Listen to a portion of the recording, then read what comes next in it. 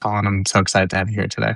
Yeah, I'm pleased. I'm a fan of your work as well, Jeremy. And yeah, we both share a passion for county level resolution and understanding the real geospatial patterns out there and why we're seeing them. Very much so. So it would be great if you could kick off and talk a little bit about the, 11 subregions in the U.S., what they are, what it means, how you came across them. I know you have really come up in this work as a historian, run the Nationhood Lab. That would be really helpful to understand. Yeah, become interdisciplinary along my way as applied liberal arts guy. But yeah, so the book American Nations came out in 2011. That's kind of the foundation of the work that I've done in the next few books, including this new one, Nations Apart. The central argument is that there's never been an America, but several Americas. That our country is really a federation of stateless nations, if you will. And those stateless nations are regional cultures that were founded in different colonial projects, founded by different groups of people at different times with different religious and ethnographic and political characteristics. The Puritans in New England were, who believed themselves to be in an Old Testament covenant, relationship with God, who charged them to go to America and build a Calvinist utopia. It's a very different group of people than the English people who went to the Chesapeake country, where the leadership group after the English Civil War were the second, third, fourth, fifth, sixth sons of the big English gentry, country manor families. In other words, the ones who weren't the firstborn son getting the manor at home, but the creation of the New World made it possible to imagine you Yeah. could come and recreate the whole manorial system, be a Lord Grantham yourself.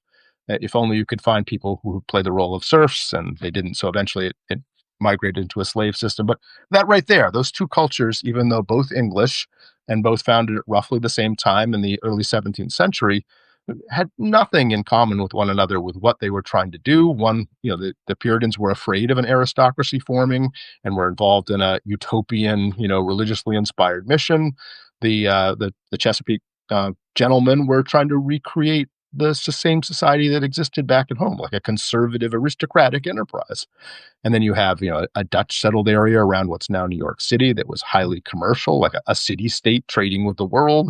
You Yeah. have the legacy of William Penn's and the Quakers experiment on Delaware Bay around Philadelphia that created another culture that is multicultural. Like you can come here, immigrants, and stay and keep your language, culture, and all the rest forever because there's no one in charge. Like a checkerboard, a mosaic of different cultures was the model. In the Deep South, you had English planters from the West Indies, from Barbados, who in the 1670s had run out of land on their island and moved their fully, transformed horror show slave society to the subtropical lowlands of the new Carolinas colony, which was originally called Carolina in the West Indies. And that formed part of the Cotton South. And people moving from the war-torn sort of borderlands of the British Isles, from the lowlands of Scotland, the English Marches, and Ulster. People, institutions were terribly weak there. You had to protect your kith and kin yourself. If government ever showed up, it was in the form of people with lances and arrows trying to kill you and your family. A warrior culture, individual liberty matters. Protecting yourself matters. Nothing good will come of government. Those people came in through Quaker Philadelphia to the southwest of Pennsylvania, and then over generations spread to form the largest culture of all, sort of Scots-Irish infused individual liberty, treasuring culture that extends all the way down the Appalachian Ridges, the lower parts of the lower Great Lakes states, out into the Ozarks and Missouri, and even the Texas Hill Country are part of this multi-generational settlement pattern. Spanish settling south to north, the extension of their empire into parts of the Southwest, and so on. And that Yeah. each of these regional cultures, they started as separate colonies, but they each settled mutually exclusive strips of much of this continent all the way through the 1830s and 1840s before there was any significant migration from any external groups that didn't fit their original model. And in doing so, kind of formatted the hard drive, if you will, laid down the cultural assumptions, values, institutions, stories of who we are, all that stuff over their own zones of initial colonization, which don't follow state boundaries. That's why Right. your approach of going to the county level matters, because many times states are divided into multiple tiers settled by completely different people who even today don't get along. So if you Yeah. know this, the tectonic plates of this, you see it over and over again in county level data, whether it's elections or gun control or measures of inequality or life expectancy, diabetes rates, COVID intake, FICO credit scores, immigration in the 1900s. I mean, it goes on and on.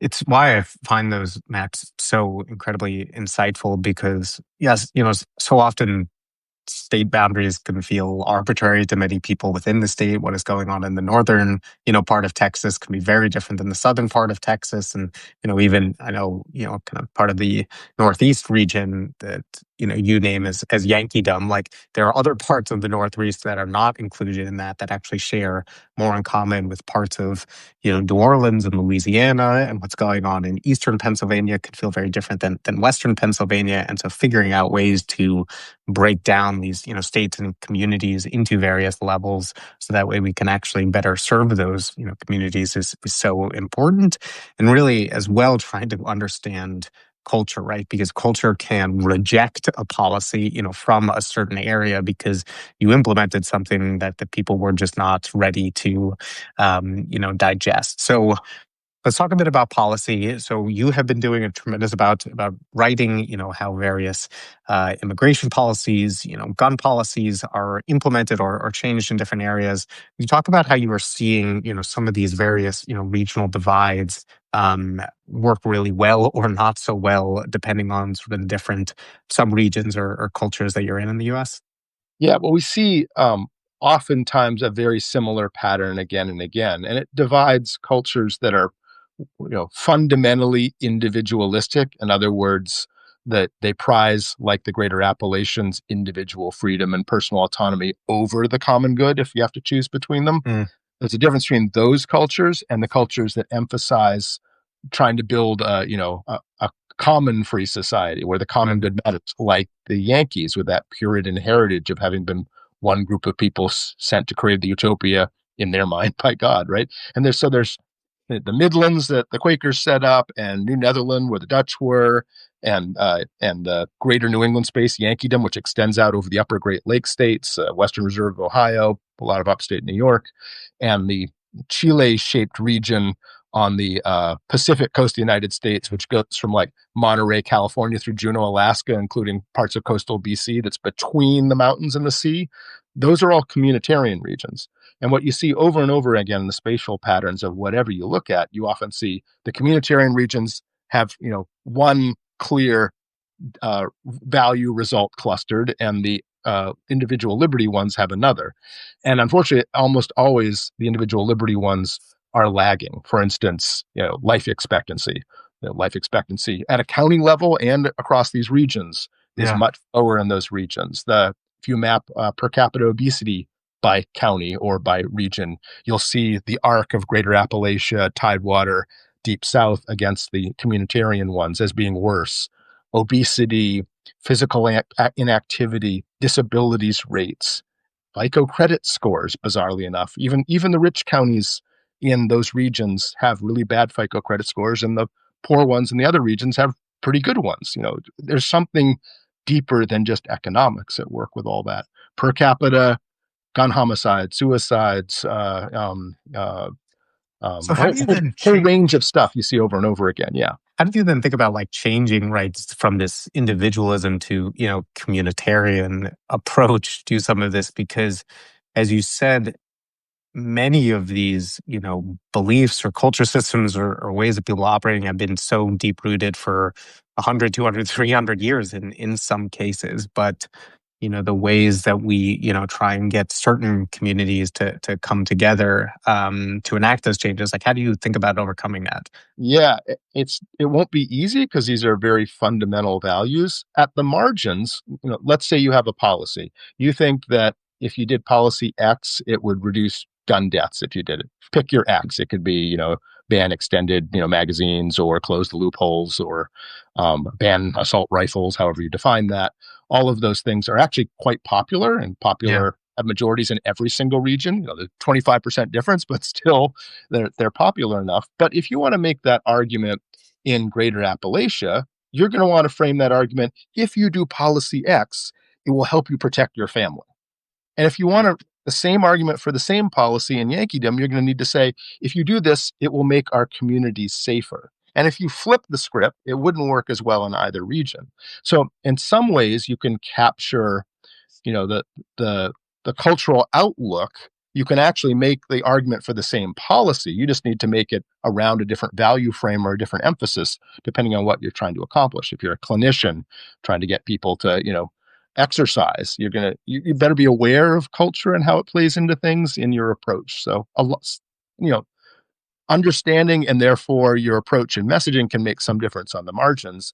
In terms of getting a culture to like sort of become more communitarian and individualistic, that's always tricky. There are some states that are riven between cultures that are one or the other, where state level policy can kind of force the issue, or federal policy can force the issue. There'll be contention about it, but if you're able to deliver results, maybe you'll succeed to some degree.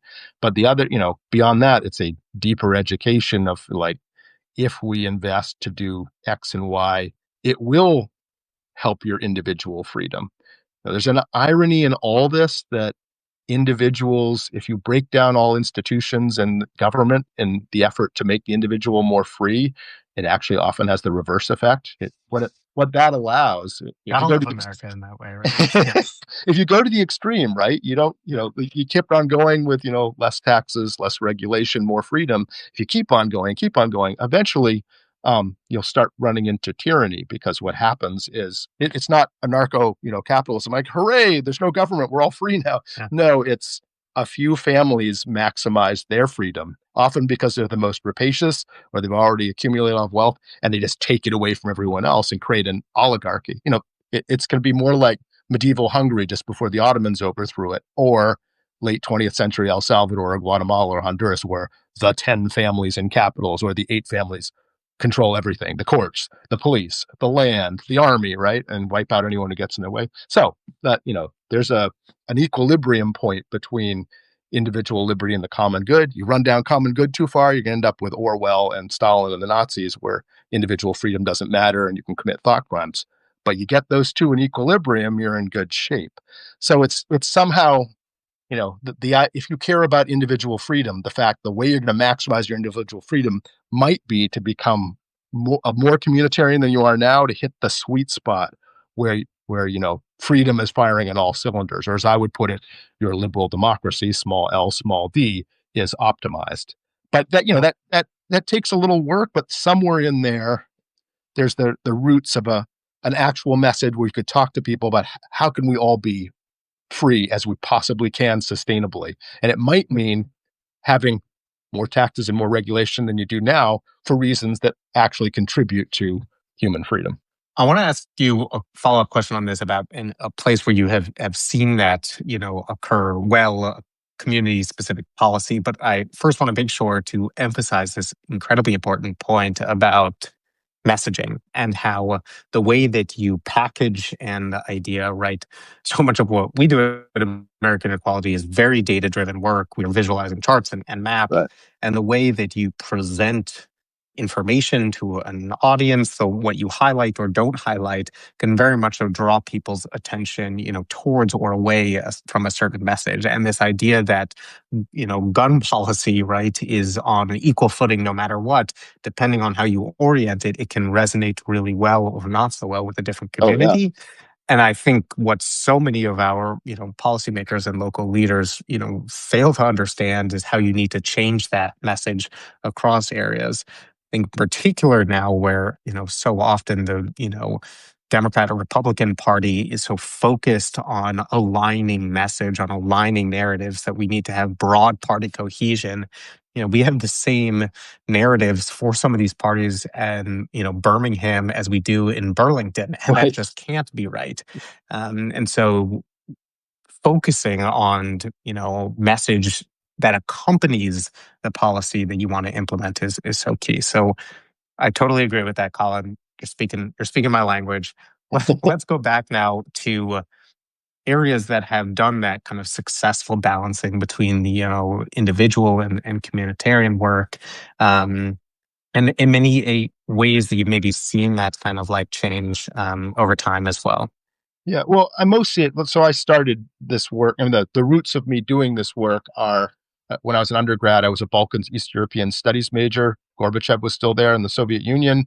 I spent my junior study abroad in behind the Iron Curtain in Budapest, Hungary, in the fall of '89. Communism collapsed while I was there, and it was an amazing time. So I spent most of my 20s. It sounds like a causal thing too. Like you Right. were, It was yeah, indeed me. yeah, Um, so I spent most of my 20s in the 1990s as a journalist in that region, and people trying to create liberal democracies where none existed, some falling back into sort of little fascist states, ethnic cleansing, fights over historical memory and who we're supposed to be, belonging in that, like we're in Hungary, but some of the people who live in the Polish Hills are Slovak. Are they Hungarians? I'm not so sure. What about the Gypsy? Hungary used to be bigger. yeah, All that stuff was going on, and demagogues and big lies and the slaughter that comes from that. That's what I come from that. And mm, in that world, like if you want to see communitarianism gone too far, late Soviet empire was just horrifying. It's awful. That felt like a very strong, Cato Institute libertarian every moment that I was in the Soviet countries. You need to free the human potential, right? This is ridiculous. But at the other extreme, you have you would go around places that where government had become so weak it was no longer doing anything, and a few rapacious, mobsters or aristocrats or whatever are running everything. It's also terrible. They're both forms of tyranny. So, I mean, those are the extremes. Where are we at? Because every country has a balance point on, yeah, when is freedom running optimally, and Japan's is going to be different than, Australia's. Ours is hard because each region has a different answer, and some of them don't believe there should be a balance point at all. Um, the data shows, so the big meta, one of the meta messages of all the different data, we ran zillions of projects on all kinds of things that are in the book, is that over and over again you'd see the communitarian regions are performing better. They get better life expectancy, better FICO credit scores, less gun deaths, whatever it is you're looking at, better health indices stuff. Even if you controlled for poverty and race and rural and urban and whatever, the gaps were still there. What that told us is even the most communitarian of the regions still had like better stats than the slightly less communitarian ones over and over mm, again. That tells us that we haven't gotten to the sweet spot where we're getting too communitarian. We start losing the values, right? right, We're not right, getting diminishing returns yet. So, I mean, what that means is that we have a lot of room to shift towards the communitarian side at this point. When the golden age that a lot of people look back, oh, the 1950s were awesome, at least if you were, certain people. That's an era that was highly communitarian. Right? Under the Eisenhower administration, the top marginal tax rate was 91%. I mean, that 91% of, above $1 billion or whatever that Elon Musk is going to get in his next salary package would pay for a I think lot it's a of trillion now is, yeah, what the, right.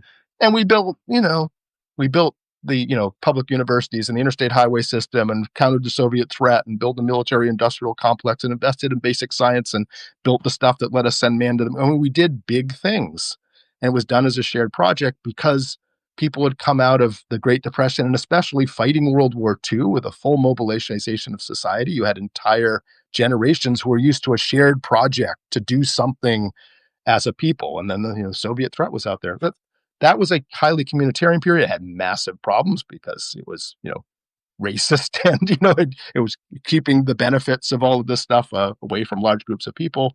But that at the central core, that functioned really well. And it was, it's not at all a scary social democratic period, right? Eisenhower's not such a bad guy. Even if you're a libertarian, but there's a lot of room to shift in that direction. And we know from the data you're going to start seeing better health outcomes. We've been there before. We've just since about 1980 have shifted away from that. And, we're so far off the balance point, sweet point for democracy that it's, created the conditions that are bringing down the republic right now.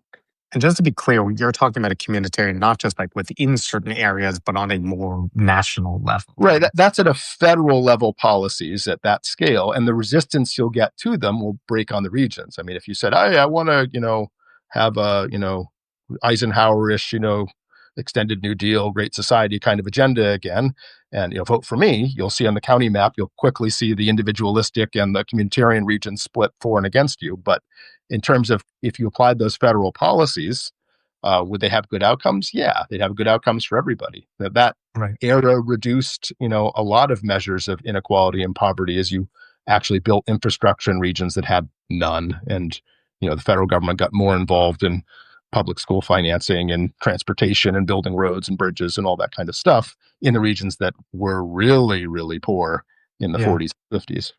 So I know in your, your Times article, you talk about sort of these two competing ideas, right? Of, and, not to put words in your mouth, these kind of communitarian ideals, right? This more idealist version of America and, kind of our American promise, and this more, ethno-nationalist, view Yeah. that, JD Vance continues to, Well, yeah, even those don't necessarily have to be tied to the communitarian individualism. I mean, sometimes they are, but yeah, that's the other construct. Is if you give up on trying to become a free society, there's been rival stories.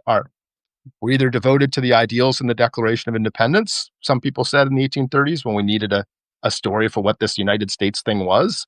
And other right. people said, no way, Southern intellectuals, the Declaration is wrong. Jefferson is wrong. Humans are not equal. In fact, only the Anglo-Saxon race has the genius to realize the potential in the Declaration, the promises there. We're in, the ethno-states of the Anglo-Saxon race. We're classical republics like ancient Greece and Rome, where a tiny minority at the top of the pyramid has the privilege or liberty to practice democracy and subjugation and slavery, the natural lot of the many, as ancient Greece and Rome were. Look, we have 2,000 years of political philosophy and history on our side.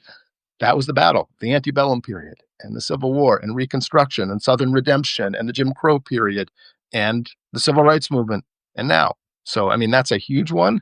I think the individualism trending for 2 or 3 generations created the conditions where the social contract frayed enough for that kind of demagoguery to come in. They're not necessarily one-to-one linked between, like, communitarians can be Mm, yeah. terrible ethno-fascist type people, and individualists can be great freedom fighters. But the conditions were created for that conversation, the post democratic conversation, to start happening, which is not a good place to be.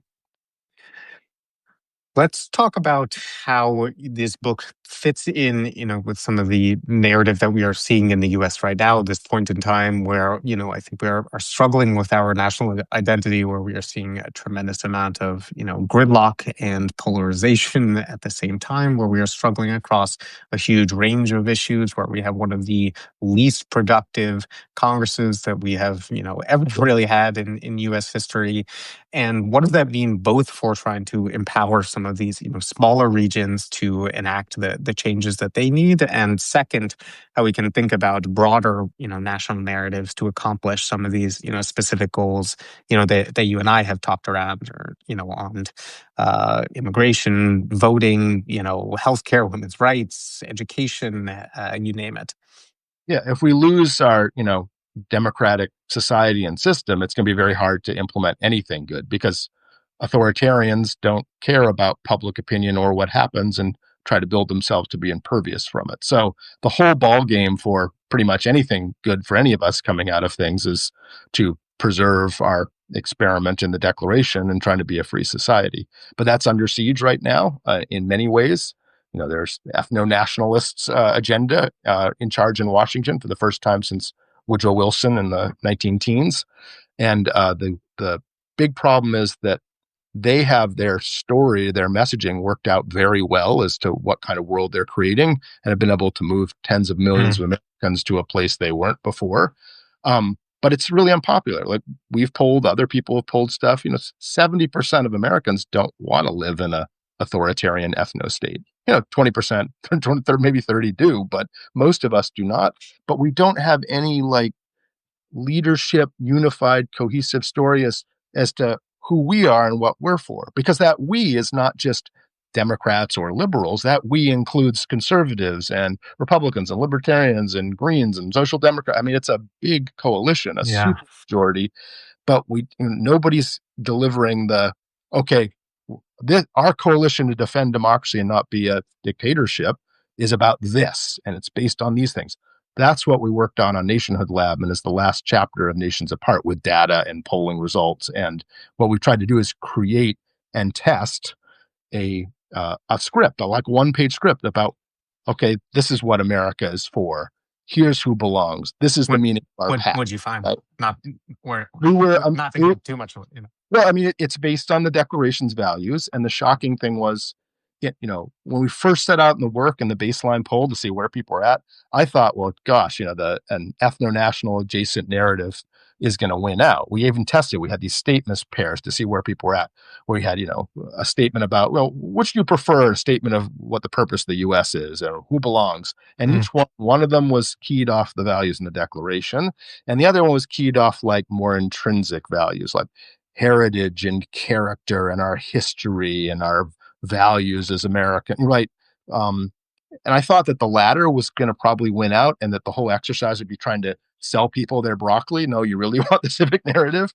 But Yeah. no, in the preliminary baseline poll, like, it came out roughly 60-30 in favor of the narrative across, regions, genders, education levels, race, generation. I was just shocked.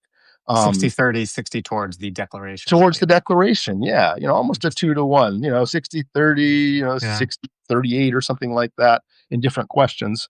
But the only two groups that didn't have a majority were those who said they were Republicans and those who had said they voted for Trump in 2020, which I guess isn't totally shocking, but 45% of both of those groups preferred the Declaration. In other words, almost half of Trump's own voters don't prefer the heritage, almost the exact words we used in our poll a year and a half ago were the ones that JD Vance used in his Claremont Institute speech in July, Mm. which laid out an ethno-national vision and said the Declaration was essentially wrong.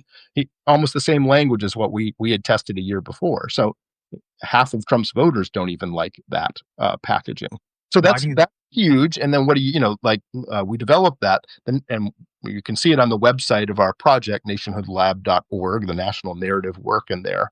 The next step is you take that, I proselytize that this is, what we're about. And in fact, we did a later poll where we just asked people, hey, without matching statements pairs, hey, do you agree or disagree with the statement that we as Americans are duty bound to protect one another's natural rights to life, liberty, and so on? I was hoping it would be like 60-40, 60-30 again.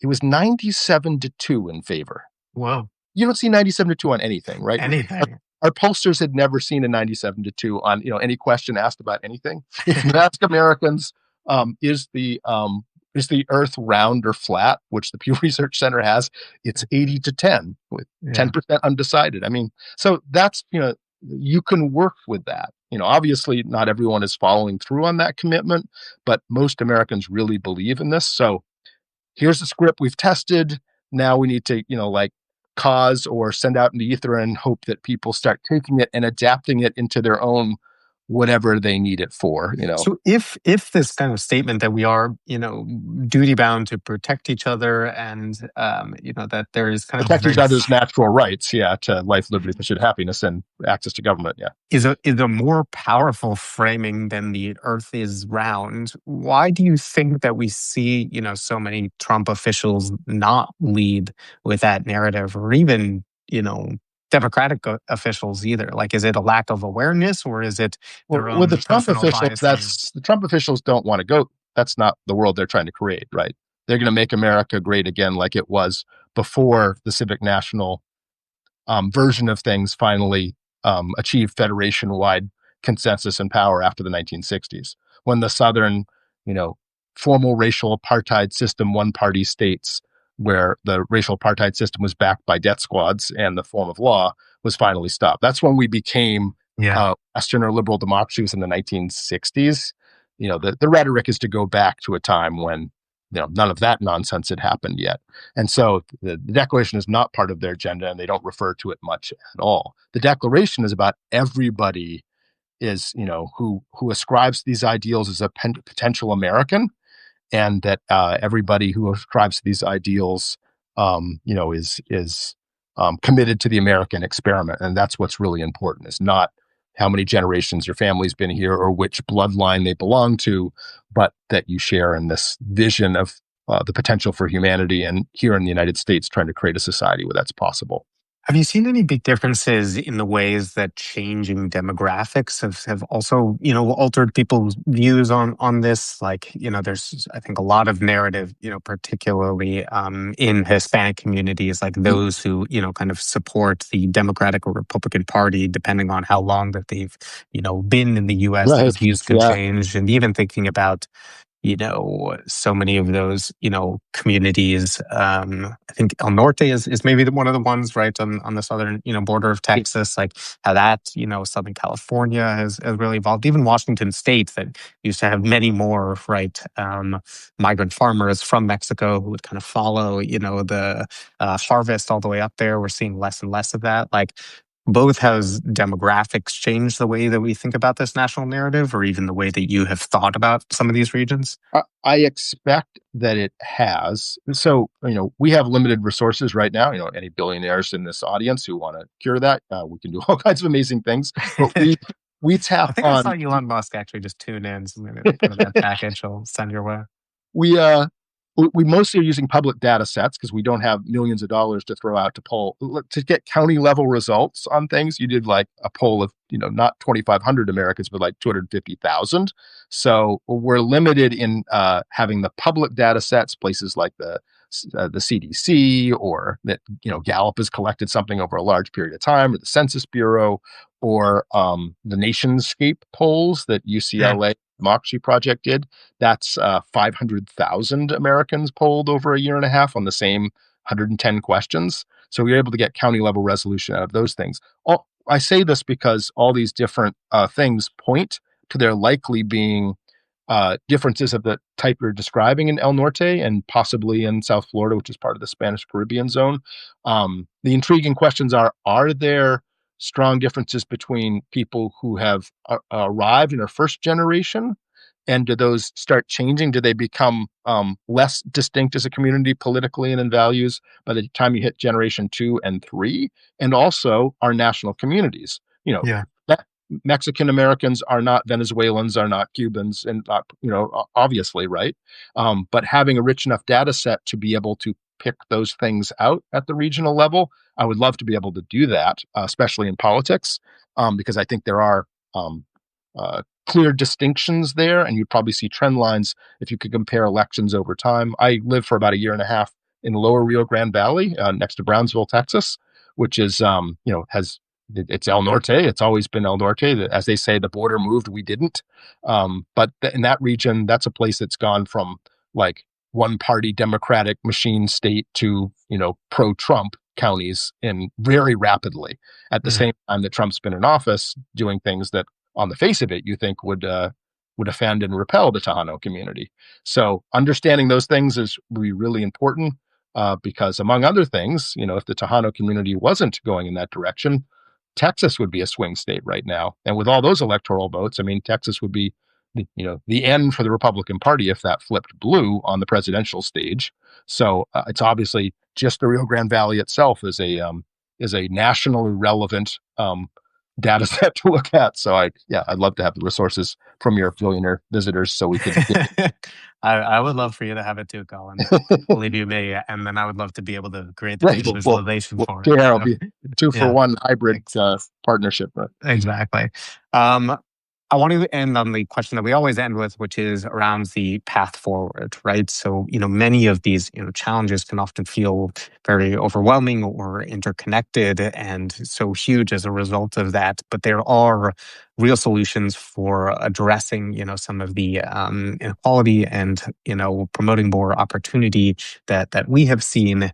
You've talked a little bit about some of them already, the way to, package or message these policies Yeah. depending on the region that you are in, whether it's for individuals or nonprofits or public sector or even private sector institutions. How do you think about, some of the solutions that we can to have to overcome some of our divides that we're really seeing in the nation? Yeah. I mean, the ultimate message is that, like libertarian economics, makes you sicker, less safe, poorer, and everything else. So the trick is, how do you understand? message around the fact that to maximize the freedom of individuals, you might, in a society that's highly individualistic policy wise, need to shift to be more communitarian. In other words, that shared resources and creating shared infrastructure will make you more free, right? Yeah. And that's, there's a meta message there. It's actually pretty obvious to people if you pick real world examples in the right universe for people to kind of realize that it's not a simplistic if there were no government I'd be totally free. You won't. You'll be under the latest warlord or whatever it is, and the collapsed states are all like that. So somewhere in there is the central understanding. It's the realization that freedom and maximizing your freedom may involve shared, common good, working together investments so that we can all be free and have the stuff that protects us as individuals and the possibility of us being free. Because 5,000 years of advanced human civilization from the time we started living in cities, it was all despotisms until like 200, 300 years ago. The idea that an individual could or should be free was completely ridiculous and not anything anyone entertained. This is like a new thing that humans are trying to do, and we're not very good at it. But it has to do, if we hadn't built up the structures and ideas and institutions, we would never be even having the conversation about creating a society where all of us are supposed to be free, because it's not possible without some of that infrastructure being maintained. Because there's not just the government out there. There's the oligarchs in waiting too, and the people, and there's a triangular relationship between them. Back in the old days, it was the king, the aristocrats, and the peasantry, right? And today, there's still the same parallels. If you get rid of the government, the peasants aren't free. If you kill the king, the oligarchs take over and enslave them, right? So there's a balance between those three forces that has to be maintained. Well, Colin, I am confident that with your, work through Nationwide Lab and this new book, we will get closer towards achieving that common good and better understanding, some of these divides that we are seeing across the nation, and how we can, kind of do a better job to unite folks in that mission. So, We might reduce American inequality. fingers crossed.